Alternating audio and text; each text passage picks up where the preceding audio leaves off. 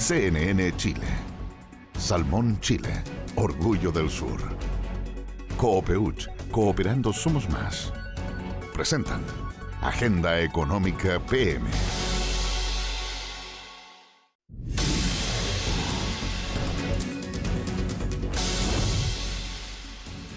La reforma de pensiones sigue copando la agenda económica de esta semana y será así durante todo enero. ¿Está más lejos un acuerdo? ¿Se acercó en algo en las últimas horas? La verdad es que la mejor forma de definirlo es que el futuro de la reforma de pensiones es sumamente incierto, tal como lo explica María Luisa Carrión. A continuación, invitamos a Su Excelencia el Presidente de la República. No fue una ni dos. El gobierno ha tenido flexibilidad. La derecha tiene que entender también que ellos tampoco tienen los votos para hacer la reforma que ellos quieren, que debiera haber un componente importante de solidaridad. ¿En qué ha cedido la derecha hasta el día de hoy? Fueron varias veces en las que el presidente este lunes interpeló a la oposición por un ítem que no ha sido fácil de tratar para su administración, como zanjar un acuerdo por pensiones, uno por el que hace una semana se dijo que se estaba más cerca que nunca, hoy se es mucho más cauto. Durante toda esta semana vamos a tener conversaciones y esperamos que ya finalmente se pueda cerrar un acuerdo. ¿Estaría dispuesta a llegar en este acuerdo? No es algo que corresponda a que se resuelva en un punto de prensa. Sin decir mucho o quizás todo, si algo está claro a esta altura es que las conversaciones son tensas. La pregunta que dejó la intervención del mandatario y sobre todo su tono es si es viable un acuerdo. Desde la oposición no son pocos los que creen que darse la mano en pensiones no sería una realidad. Cuando estábamos tan cerca de un acuerdo, hoy día lo están desahuciando literalmente. Nosotros estamos y hemos estado siempre dispuestos a igualar la cancha entre hombres y mujeres. Hemos visto que la derecha está actuando como un verdadero verdugo de la reforma de pensiones y lo que Chile está viendo no es más que un baile de máscaras. Tensión en un debate que llevó a las bancadas de diputados de Chile Vamos a emitir esta declaración. En ella cuestionan en duros términos al presidente Boric tras su intervención de este lunes. Con sus intempestivas declaraciones, el actual mandatario erosiona cualquier posibilidad de acercar posiciones. El boicot presidencial al debate de pensiones solo atenta contra la posibilidad de corregir la histórica y arbitraria discriminación. El Ejecutivo, a través del presidente de la República, ha optado por enturbiar el debate y desestimar las posiciones ajenas. En la declaración terminan haciendo un llamado al mandatario a priorizar los intereses del país por sobre lo que dicen serían conflictos internos de su coalición. Este documento se dio a conocer casi al mismo tiempo en que el presidente estaba reunido con alcaldes en La Moneda. Fue allí que medio broma, medio en serio, indicó que se lleva mejor con los jefes comunales que con los parlamentarios y les hizo una singular petición. Los invito a que hablen con sus parlamentarios, que interpelen constructivamente a sus parlamentarios y que se les exija llegar a un acuerdo. Yo le pediría al presidente que se relacione con cada uno de los estamentos. Acá el ministro Marcel, la ministra Jara, lo había dicho el senador Coloma, Cruzcoque, Saavedra, todos aquellos que están e integran en la Comisión de Trabajo, que estábamos muy cerca de un acuerdo y ahora no hay posibilidad, al parecer, de acuerdo. No sé quién está tirando el mantel. Le pedimos al presidente Boric que baje el tono con quienes de buena fe hemos estado sentados a la mesa tratando de llegar a un acuerdo. Más que quedarse en un adjetivo por acá y un adjetivo por allá, es que nos concentremos en lo único que nos están pidiendo, que sacar adelante el acuerdo. Entonces aquí la responsabilidad es nuestra, no busquemos responsables afuera. Acuerdo que todo parece indicar está en sus horas finales. Esto, según el Ejecutivo, donde esperan poder despachar del Senado la reforma durante enero antes del receso legislativo. ¿Será eso posible? En esta historia aún hay varios capítulos más por escribir. Uno de los puntos claves de la reforma es la idea de eventualmente separar las funciones de la industria, que, tal como sucede ahora, no funcionen en una misma institución que es la AFP, la recaudación de la inversión de los fondos. ¿Cómo opera actualmente este sistema? Es lo que nos explica Francisca Bahamontes.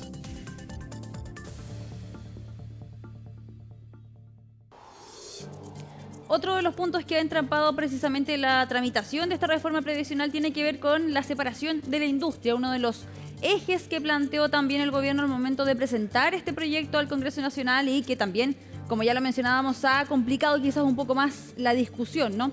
Vamos a pasar a revisar en la siguiente gráfica cómo funciona actualmente el sistema de las AFP. En la primera imagen que ustedes están viendo ahí, en el desglose de esta gráfica más bien, las AFP tienen dos funciones actualmente. La primera es recaudar los ahorros de los afiliados y por otra parte también invertir estos ahorros, que es lo que está proponiendo el gobierno actualmente. La reforma busca separar funciones. Por una parte, dejar que otra entidad recaude justamente los ahorros de los cotizantes y que esta entidad sea diferente más bien a la que se encarga de invertirlos. Y para eso se propone crear algunas entidades de carácter público, como lo son, por ejemplo, las APA, Administrador de Pensiones Autónomo, también el inversor de pensiones estatal y el inversor de pensiones privado. Por ejemplo, el inversor de pensiones estatal fue uno de los puntos que se rechazó en la Cámara de Diputados una vez que este proyecto salió de ahí, pasó al Senado más bien sin esa parte aprobada. O sea, acá el gobierno lo que ha dicho es que separar funciones no solo es una razón económica, sino que se busca reducir también la barrera de entrada para otros gestores de inversión y por lo tanto también ahí hacer una especie de... Lo que esto generaría es bajar los costos de comisiones para los afiliados y por lo tanto también se quitaría el poder de mercado a las AFP. Por otra parte, desde el lado de la oposición han señalado que esto no sería beneficioso y de hecho ahí está justamente este dilema. Ellos señalan que en realidad el hecho de generar otro tipo de entidades generaría costos en los servicios, por ejemplo, y que estos costos podrían traducirse a los cotizantes finalmente, que es precisamente lo que se buscaría evitar y lo que ellos también están, la postura en contra que tienen es más bien para no dejar todo en manos del Estado. Esas son parte de las discusiones que se han dado en el último tiempo y también los puntos de tope en este punto precisamente, en específico, en cuanto a la reforma previsional. Pasemos a escuchar parte de las declaraciones que han surgido durante los últimos días en relación a este tema también y cómo se van gestando o cómo se van viendo más bien también los puntos de encuentro sobre esta temática. Esta negociación no ha terminado y es bien posible que aunque tenemos ya algunos avances, no logremos un acuerdo completo, sino más bien un acuerdo parcial, lo cual ya es un avance en todo caso considerando los 2 años anteriores, los 2 gobiernos anteriores. Nosotros proponemos la división que hace que desaparezcan las AFPs como las conocemos hasta hoy. Proponemos además que se liciten los actuales afiliados para que las comisiones bajen y proponemos algo que a la ciudadanía le resulta sumamente de sentido común, que si tus fondos previsionales bajan por rentabilidades que son mínimas o negativas, tus comisiones a pagar también tienen que bajar. Hay que juntar los incentivos. No puede ser que la gente pague lo mismo si a su fondo le va bien o le va mal.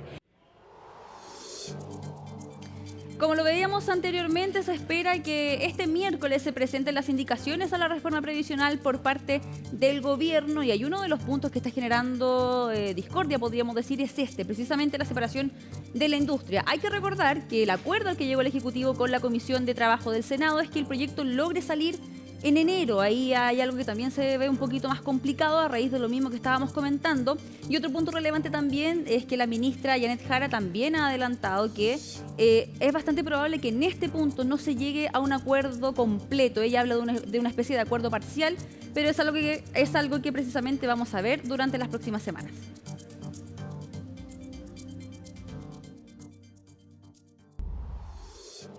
Espera que este miércoles el gobierno ingrese las indicaciones a la reforma de pensiones directamente a la Comisión de Trabajo del Senado. Y también se espera que estas indicaciones estén basadas mayoritariamente en lo que propuso la Comisión Técnica. Conversamos con una de sus integrantes, la directora del Centro de Estudios Financieros de la Universidad Andes, Cecilia Cifuentes, a quien vemos en pantalla. Gracias por estar en Agenda Económica, Cecilia. Gracias a ustedes, Nicolás, por la invitación. Un gusto estar con ustedes. Después del trabajo que hicieron ustedes, mandatadas por la Comisión de Trabajo del Senado, ¿espera que gran parte de las recomendaciones precisamente se ven reflejadas en las indicaciones que ingrese el Ejecutivo? Bueno, claro, la ventaja que tienen, si es que las indicaciones están basadas en lo que propusimos en el informe, es que detrás de esto hay un cierto grado de consenso técnico respecto a cuáles son los temas relevantes que debería incluir una reforma de pensiones.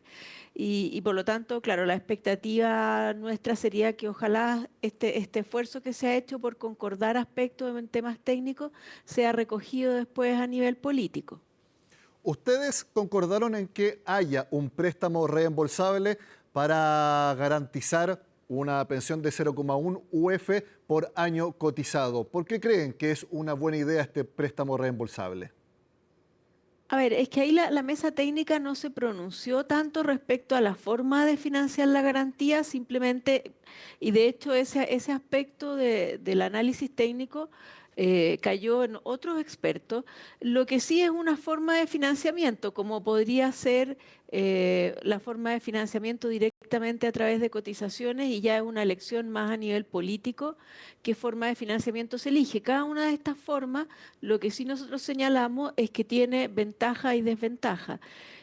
La ventaja que tiene el préstamo es que de alguna manera se hace cargo de una demanda ciudadana, y que es que el ahorro que hacen las personas efectivamente finalmente llegue a las pensiones de las personas.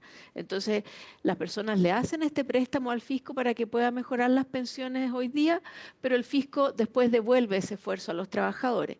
Esa es la ventaja que tiene. Ahora, tiene como desventaja que implica mayor costo fiscal. Entonces, finalmente aquí es el mundo político el que tiene que sopesar ventajas y desventajas de cada una de las opciones. Para quienes no están a favor de esta fórmula está en que la desconfianza de que eventualmente gobiernos futuros desconozcan el que se tenga que devolver este dinero y eventualmente ocupen esos fondos para otros fines. A su juicio, ¿es una desconfianza legítima? Bueno, es que uno siempre puede tener desconfianza, incluso, por ejemplo, si uno estableciera que los 6 puntos vayan a las cuentas individuales, también uno podría decir, ya, es que a lo mejor en algunos años más eso se va a revertir. Y por lo tanto, en ese sentido, aquí lo que nosotros tendríamos que avanzar como país es en lograr mayores niveles de confianza política en general. Y aquí lo que yo creo que las reformas más relevantes para mejorar en estos ámbitos en Chile van más por el lado político que por el lado de una reforma de pensiones. Siempre van a existir riesgos. Y en ese sentido, yo creo que sí tenemos la deuda como país de que el sistema político le genere mayor confianza a la gente en general. Cecilia, también para esta garantía de 0,1 UF por año cotizado hubo dos propuestas. Una es que se cotice mínimo 20 años por parte de los hombres y 15 años por parte de las mujeres, o bien que tanto hombres como mujeres mínimo coticen 5 años. ¿Cuál es su postura? Bueno, la postura de las expertas que asesoramos a Chile Vamos fue exigir mayor cantidad de años cotizados. Y esto por dos argumentos que son bien relevantes. El primero es porque las personas que han cotizado por pocos años son las que más se ven beneficiadas con la PGU. En general, esas personas tienen tasas de reemplazo bastante altas. Y por lo tanto, aquí el déficit de pensiones más bajas está en sectores que han cotizado por mucho tiempo y que son sectores de ingresos medios altos. Entonces, esa era una condición. Pero, y por lo menos para mí en lo personal, hay otra condición que es muy relevante. Nosotros lo que enfrentamos en Chile es un problema de bajas pensiones que tiene varias causas, pero la causa más importante en explicar las bajas pensiones es la informalidad. Es que la gente cotiza durante poco tiempo o muchas veces ni siquiera cotiza o cotiza por menos de lo que gana. Entonces aquí a mí me parecía que es muy relevante establecer incentivos a que las personas coticen y que si vamos a establecer un beneficio contributivo, porque distinto a la PGU, que es un beneficio que se da en forma no contributiva, aquí lo que se estaba planteando es un beneficio para los que contribuyen. Es muy relevante que sea para los que efectivamente contribuyen. ¿Por qué? Porque necesitamos generar incentivos a que la gente cotice. Entonces, cuando uno establece, voy a mejorar las pensiones de las personas que efectivamente han cotizado, al menos por 15 años para el caso de las mujeres y al menos por 20 años para el caso de los hombres, se generan esos incentivos a que las personas perciban que sus pensiones van a ser buenas en la medida que contribuyan al sistema. De hecho, la OIT, por ejemplo, establece que para hablar de pensión se requieren al menos 15 años cotizados y si no, lo que entrega un sistema es simplemente un beneficio no contributivo. Cecilia, por eso yo creo que el requisito de años cotizados es clave. Algo que se espera que el gobierno ponga en las indicaciones es separar las funciones de la industria, las labores de recaudar respecto a las labores de invertir. Pero ustedes no lo pusieron esa recomendación en el informe. A juicio de ustedes, ¿no es una buena idea separar las funciones? No, lo que concluimos ahí que no había ninguna evidencia técnica que respaldara que esa separación pudiera generar beneficios para los cotizantes y al revés, por el contrario, incorporaba varios riesgos porque es un cambio bastante radical. A lo mejor lo que uno podría avanzar en este tema es permitir que si alguna administradora quisiera subcontratar servicios de administración de cuentas y solamente dedicarse a la gestión financiera, eso se pudiera hacer y se facilitara, pero hacerlo en forma voluntaria y no obligatoria por los riesgos que genera y porque además el argumento de las economías de escala, que es el que ha planteado el gobierno para justificar esta separación, no tiene ningún sustento técnico. Es verdad que existen economías de escala, pero las economías de escala, y esto lo mostró un estudio del economista Salvador Valdés, ya se logran con un número de 300.000 afiliados y aquí la AFP más chica tiene más que ese número. O sea, las economías de escala en ese sentido ya están optimizadas. Entonces no se veía una ganancia importante en separar la industria, pero sí muchos riesgos, porque aquí hay un tema de manejo de cuentas, de establecer un monopolio, de licitar ese monopolio, que no son procesos fáciles, son procesos técnicamente muy complejos. Entonces, frente a la escasa ganancia y los riesgos que se generaban, nuestra recomendación fue que no era una buena opción. Para entenderlo bien, el mantener las funciones de recaudación e inversión de los fondos como está ahora es más barato que separando las funciones. Probablemente sí, porque como te decía, lo que muestran los estudios es que con un número de afiliados de alrededor de 300.000, ya una administradora ha logrado todas las economías de escala que puede lograr. No hay ninguna ganancia en subir de 300.000 a 11 millones de afiliados en términos de economías de escala y sí muchos riesgos. Pensemos solo en la ciberseguridad, por ejemplo. Hagamos algo de pedagogía porque es muy necesario. Licitación de stock de afiliados. ¿Cómo lo explicamos? A ver, ¿en qué consiste la licitación de stock de afiliados? Tenemos un consenso bastante amplio en que las personas estamos muy poco pendientes de cuánto nos cobra la administradora. La mayoría de las personas no saben cuál es la comisión, no entienden a qué se refiere con esta comisión por sueldo, no tienen claro cuánto les cobran. Entonces uno tiene que pensar, ¿qué pasaría en una industria en que el proveedor, el oferente, puede vender un producto sin que los que compran tengan muy claro cuánto les están cobrando? Hay un incentivo a lo mejor a cobrar más de parte del que entrega ese servicio. Y por lo tanto existe la percepción de que efectivamente las comisiones son más altas de lo que podrían ser en un contexto en que las personas efectivamente estuviéramos conscientes del tema y nos cambiáramos a la administradora que es más barata. Como eso no ocurre, lo que plantea la licitación de stock es de alguna manera impulsar ese cambio que las personas no hacen por sí mismas. Y aquí lo que planteó la mesa técnica es que esto es una posibilidad de avanzar, pero de alguna manera para que esto no vaya contra la voluntad de las personas tienen que aceptar que van a entrar en este proceso de licitación y que están dispuestas a que las cambien de administradora, y lo que se piensa es que esto podría generar mayores incentivos en las administradoras a tener comisiones un poco más bajas.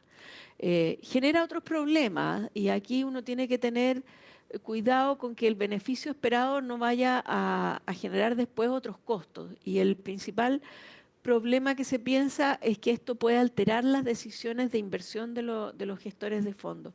Pero lo que sí hay consenso es que tenemos que buscar formas que de alguna manera permitan que los precios que cobran las administradoras por hacer este servicio efectivamente sean precios competitivos.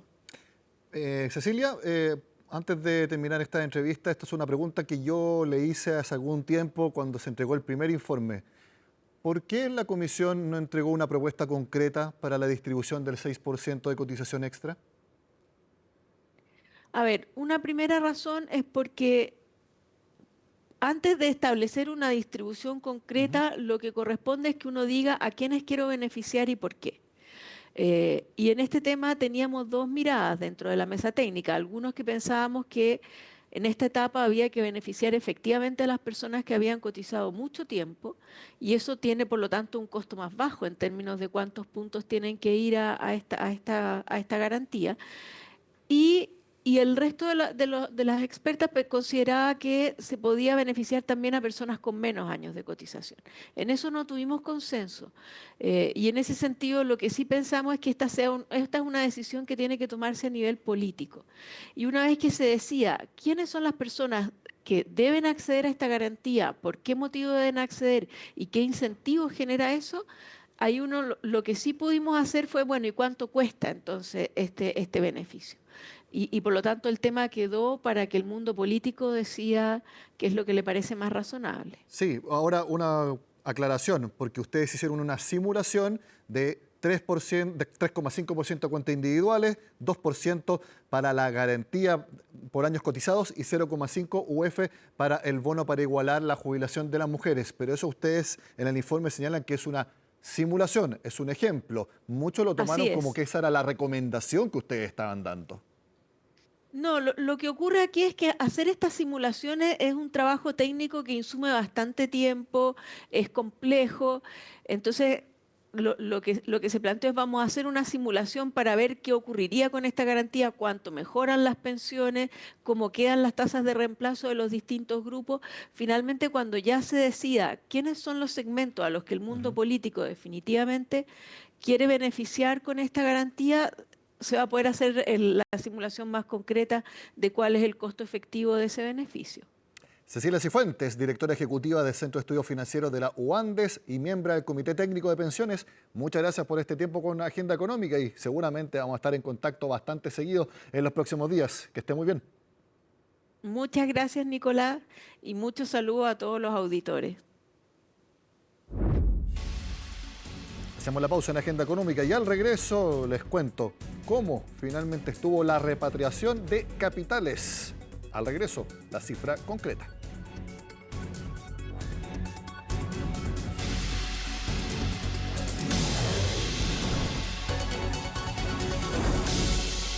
Tal como lo habíamos anticipado, la repatriación de capitales estuvo muy lejos de lo que esperaba el Ministerio de Hacienda. Sin embargo, hubo otras medidas tributarias transitorias que estuvieron por sobre lo esperado, por lo tanto, el efecto se compensó. Sin embargo, Pilar Gutiérrez nos muestra que todavía hay muchas críticas respecto a las estimaciones fiscales que ha hecho el gobierno. 1.010 millones de dólares. Ese monto se recaudó con las medidas impositivas transitorias en 2024, una cifra total que va en línea con lo que proyectó la Dirección de Presupuesto.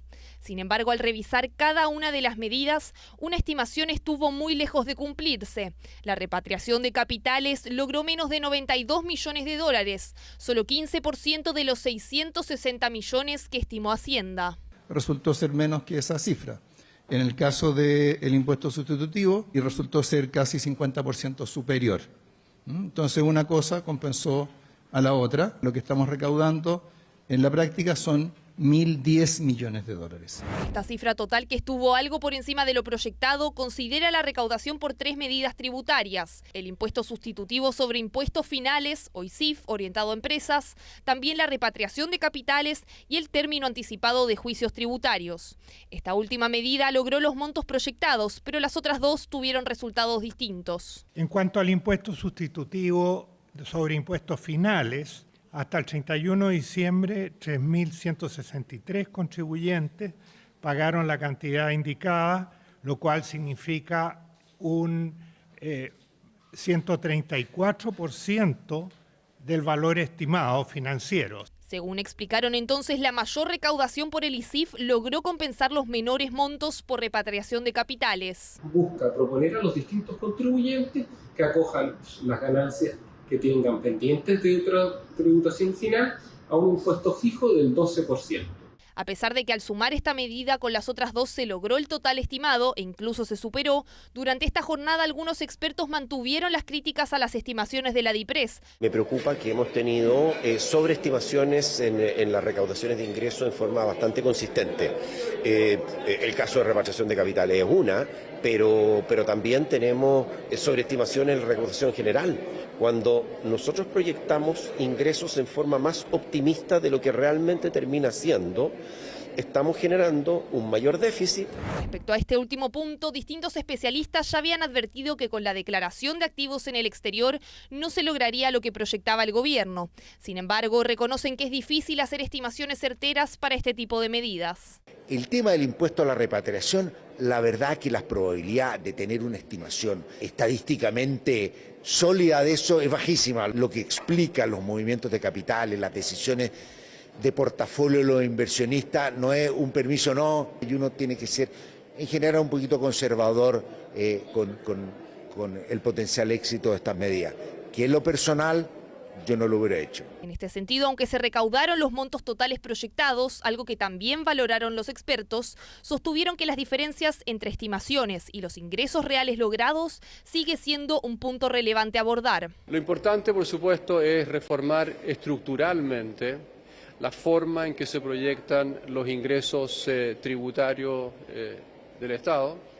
Y en ese sentido aplaudo la iniciativa de pedirle asesoría al Fondo Monetario Internacional. También aplaudo al Consejo Fiscal Autónomo nuevamente por haber emitido el día de ayer un informe en el cual adelantan varias medidas. De todas formas, los montos obtenidos a través de estas 3 medidas impositivas podrían ser algo superiores, ya que el proceso del ISIF sigue abierto hasta el 31 de enero.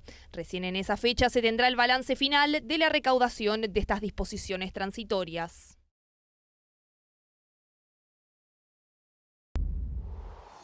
Termina acá la agenda económica de este martes. Muy atentos a la del miércoles porque tendremos el IPC de diciembre y el cierre del año y también lo que decida el Comité de Ministros que está convocado en la tarde para determinar, sin ministros, porque están todos subrogantes, bueno, determinarán el futuro de Dominga. Los esperamos entonces acá en Agenda Económica y sigan con nosotros ahora en CNN Chile.